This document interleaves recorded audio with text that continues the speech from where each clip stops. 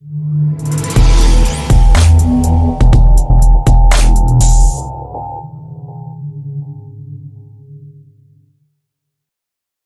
Morning बच्चों। तो आज फिर मैं आपके सामने होमवर्क वाला टास्क लेके आया हूँ।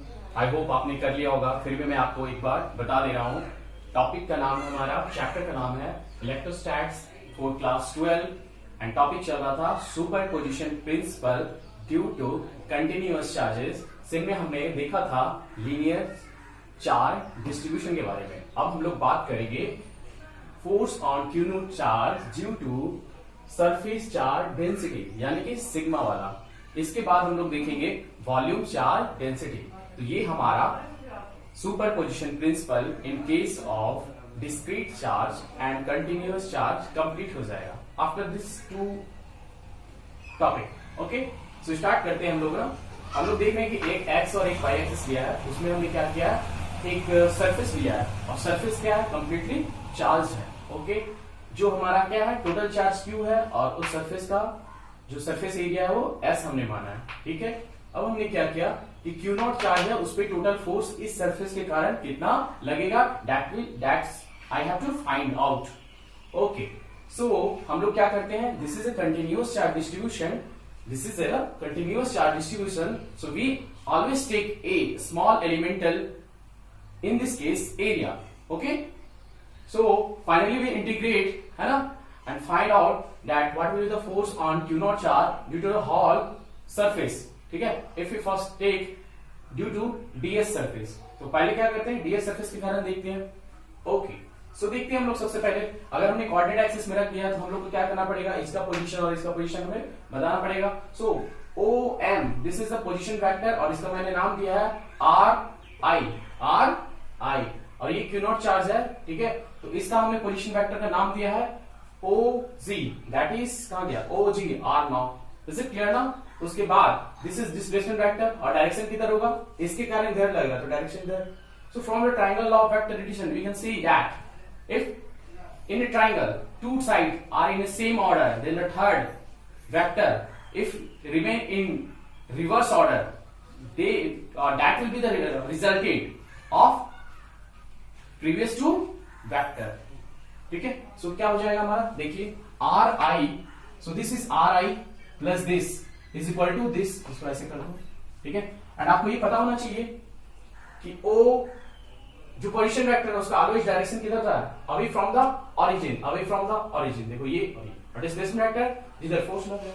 ठीक है, इधर फोर्स लग रहा था इधर, अगर इधर लगता तो इधर। ठीक है, ओके, तो फिर क्या हो जाएगा, R I plus R is equal to R naught. So R is equal to find out, finally हमें फाइंड आउट करना R is equal to R naught minus R I. Is it clear ना। उसके बाद हम लोग चलते हैं DF. DF यानी कि अगर इसपे सरफेस छोटा है तो उसपे चार्ज भी छोटा होगा, तो इसके कारण जो इस पे फोर्स लगेगा डीएफ होगा। तो इंटीग्रल ऑफ डीएफ निकालेंगे, इंटीग्रल ऑफ डीएफ निकालेंगे। वैल्यू फॉर्मूला क्या होता है, दो चार्ज के बीच, ये दो चार्ज है डीक्यू और क्यू नॉट और उसके बीच आर डिस्टेंस है, तो इसके कारण इस पे या इसके कारण इस पे, फाइनली हम लोग तो निकाल रहे हैं इसके कारण इस पे, तो वो फोर्स की वैल्यू कितनी होगी। सो क्या हो जाएगी, 1/4 pi epsilon naught integral Q naught D Q upon R square R cap. R cap is the direction of this. Clear है चीज। चलो उसके बाद देखिए आप 1/4 pi epsilon naught Q naught. अब देखिए डीक्यू को हमने क्या लिखा, हमें पता है कि for surface charge density, for surface charge density what is the formula, what is the definition, sigma is equal to D Q upon D S, D Q upon D S. So this is D Q, D Q is equal to क्या हो जाएगा, sigma D S. Just हमने put क्या कर दिया यहाँ पे from, इसे आप लिख सकते हैं फ्रॉम 1। सो क्या हो जाएगा 1/4 pi epsilon naught Q not sigma DS. Is it clear ना। सो आर आई को हम लोग फिर आर स्क्वायर को क्या लिख सकते हैं, आर स्क्वायर को ऐसे लिखा जाता है, आर स्क्वायर को आप ऐसे भी लिख सकते हो। इज इट क्लियर ना, ये मॉड है आर स्क्वायर। ओके, अब देखो आर स्क्वायर को हम क्या लिख सकते हैं, कहा गया ये इसका इसका इसका ऐसे मॉड कर दो तो दोनों तरफ क्या हो जाएगा, स्क्वायर हो जाएगा, तो this square R. So finally ये क्या निकल गया, force on Q naught charge that is I have taken, है ना। इसी टारगेट चार्ज पे हमें क्या निकालना है, टोटल फोर्स इसके कारण। So this become integral of surface integral, this is surface integral of 1/4 pi epsilon naught Q not sigma DS and this. का होल स्क्वायर, और फिर ये यूनिट वेक्टर, क्यों यूनिट वेक्टर, मैंने लिखा नहीं क्योंकि ये फोर्स को हम लोग क्या दिखा रहे हैं, मैग्नीट्यूड में नहीं दिखा रहे, वेक्टर फॉर्म में दिखा रहे हैं, so I have to give here सिर्फ unit vector for the direction, and this is magnitude completely, and this is क्या, यूनिट वेक्टर मतलब डायरेक्शन। ओके, चल अब हम नेक्स्ट टॉपिक की बात करते हैं। स्क्रीनशॉट ले लीजिए और अच्छे से एंजॉय कीजिए। ओके, सो हम लोग निकालते हैं force on Q naught due to volume charge density. इस पूरी वॉल्यूम के कारण इस क्यू नॉट चार्ज पे क्या होगा, टोटल फोर्स कितना एग्जैक्ट होगा due to this. Okay, so what will be the force, तो हम लोग पहले सबसे पहले क्या करेंगे, this is continuous charge distribution, so हम लोग क्या करेंगे, छोटा सा डीवी लेंगे, है ना, डीवी, और उस पर चार्ज कितना होगा, ये छोटा तो ये छोटा, और इसका टोटल चार्ज कितना है क्यू, और इसका वॉल्यूम कितना है वी। सो हम लोग क्या निकालेंगे इसमें, ये डीक्यू के कारण, सबसे पहले छोटा सा चार्ज के कारण इस पे कितना फोर्स होगा, इस, और फिर ये बड़े चार्ज के कारण, या फिर बोलो बड़े वॉल्यूम के कारण कितना होगा, या फिर इस छोटे वॉल्यूम के कारण, छोटे से चार्ज के कारण इस पे फोर्स कितना होगा, तो बड़े से वॉल्यूम के कारण, बड़े से चार्ज के कारण इस पे कितना होगा, that is that I have to find out, and इसके लिए हमें क्या करना पड़ेगा, इंटीग्रेट करना पड़ेगा। So integral of df is equal to 1/4 epsilon naught q naught gq upon r square. Q naught ये सब कहां से आ रहा है, 1/4 एप्सिलॉन नॉट, this is formula, and this is dq and this is q naught. Okay, multiplication क्या है, फॉर्मूला क्या है, दोनों चार्ज जो दोनों एक दूसरे को फोर्स लगा रहे हैं, उन दोनों चार्ज का मैग्नीट्यूड, क्लियर है, उसका मल्टीपल प्रोडक्ट, ठीक है, Q नॉट जी क्यू, और दोनों के बीच डिस्टेंस कितना r square, and this r cap is the unit vector that gives the direction of this force.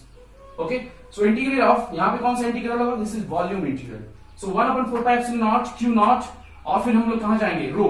अब क्यों हम वॉल्यूम की बात कर रहे हैं, तो किसकी बात कर रहे हैं, from the definition, okay, it is just defined as rho is equal to dq upon dt, so dq is equal to rho dv। So finally क्या होगा, dq की जगह पुट कर देंगे, सो यहां पे find from 1, this is 1, question 1, so 1/4 epsilon not, इसको फिर हम लोग ऐसे लिख सकते हैं, दिस, सो r स्क्वायर क्या होगा, फिर से वहीं से सेम स्टोरी है, ठीक है, r naught vector r naught minus ri का whole square mod of r square, this, so क्या निकल गया, ये